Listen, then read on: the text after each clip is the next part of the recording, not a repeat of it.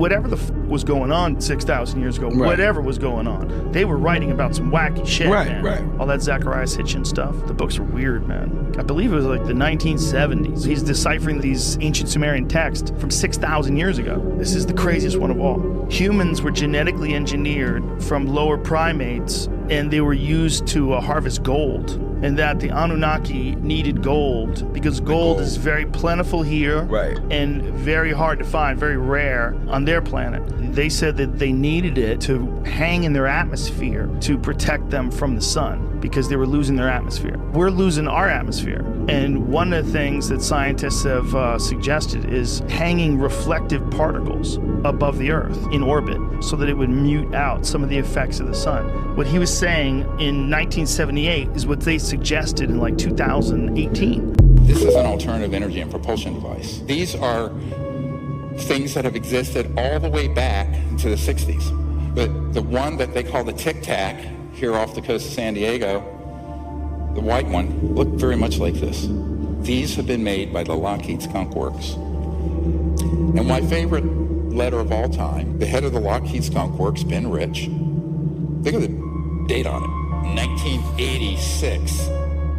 It was an answer to a letter someone wrote and says, are these UFOs man-made or extraterrestrial? And he says, many of our man-made UFOs are really unfunded opportunities, meaning if it was released for public use, it'd be an enormous industry. Every meeting I go in Washington, I said, see that thing you guys are all talking about? That's Lockheed Skunk Works. They have left us behind, and everything we see out in our world today is absolutely a construct. It's an absolute construct. The internal combustion engines are obsolete. The nuclear power plants are obsolete. The coal fire plants are obsolete. We have the wind generators, those are obsolete. The solar power, it's all obsolete. If we could follow the gravity research that the contractors and research institutions have been doing, we could see that bright future as well.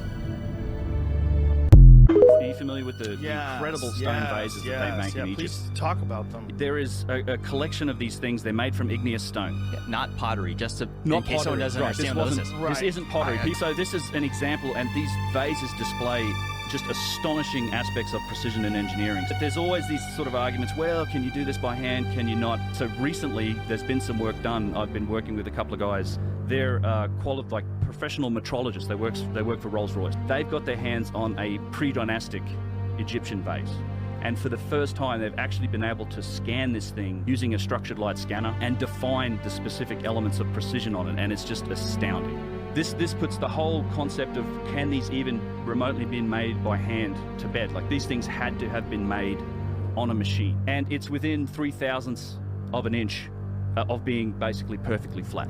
Wow. But that's 0.003 of an inch. 0.003 of an inch. So to give you an example, so 1,000th of an inch, if you take a sheet of printer paper like this, that's about 7.5 thousandths thick. Holy shit. A human hair, 2 to 3 thousandths of an inch. So it's half the human size of a human hair. Of being perfect. Of being within, perfect. Yes. So holy shit. How are you going to do that by hand? Well, you can't. We started a discussion, and then he directed me and said, I want you to move from the chair you're in. I want you to move to that chair. And it was right in the middle of this huge office, nothing else around it but the chair. And you can read the document, and he's pulling out about a dozen typed pages and hands them to me. He said, you can read this, but you cannot take notes. My superior officers have asked me to show this to you. I'm looking at a front cover letter, all caps, briefing paper for the President of the United States of America on the subject of unidentified aerial craft. No date, no origination office. When I turned, I was then reading history, this page, history of things like Sign and Grudge. And now I'm about the third or fourth page in, and I'm trying to read fast and ask questions.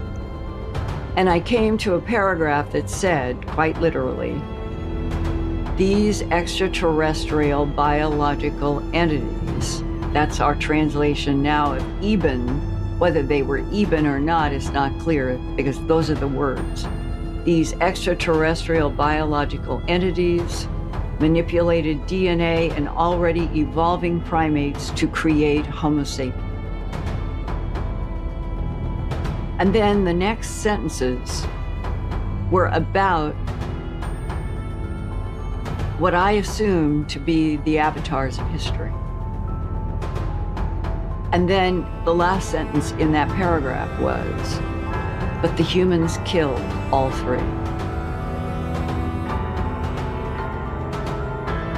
And I read that paragraph over and over, and the paper continued into a lot of history of extraterrestrials and our government and interfering with atomic this and projects that, and got back down to the last 2 pages.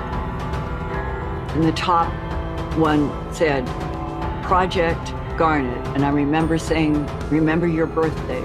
I was born in January, and it's a garnet. Project Garnet.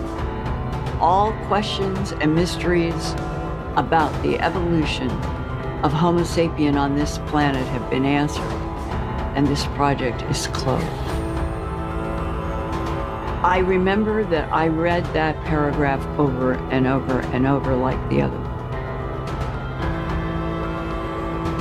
The final implication of that day is that the government had a lot of information that had been condensed into that briefing paper, in which the bottom line, whether it was the president, the Secretary of Defense, or a humble reporter from Denver, that I, you, all Homo sapiens sapiens, were the result of genetic manipulation of already evolving primates.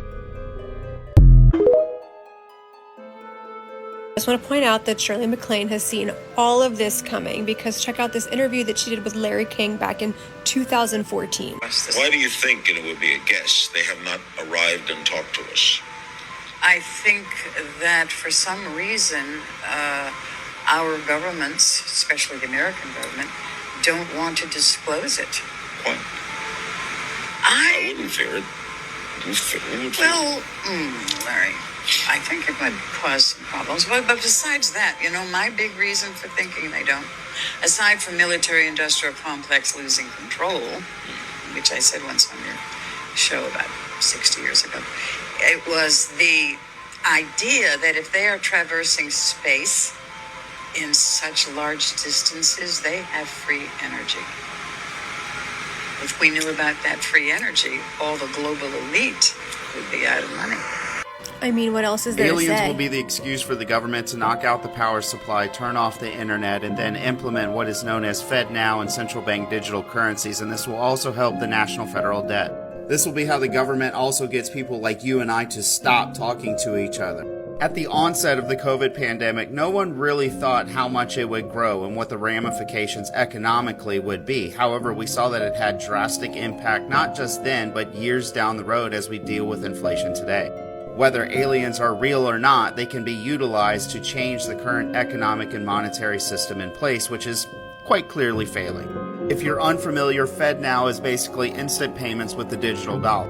Every single thing you do will be tracked.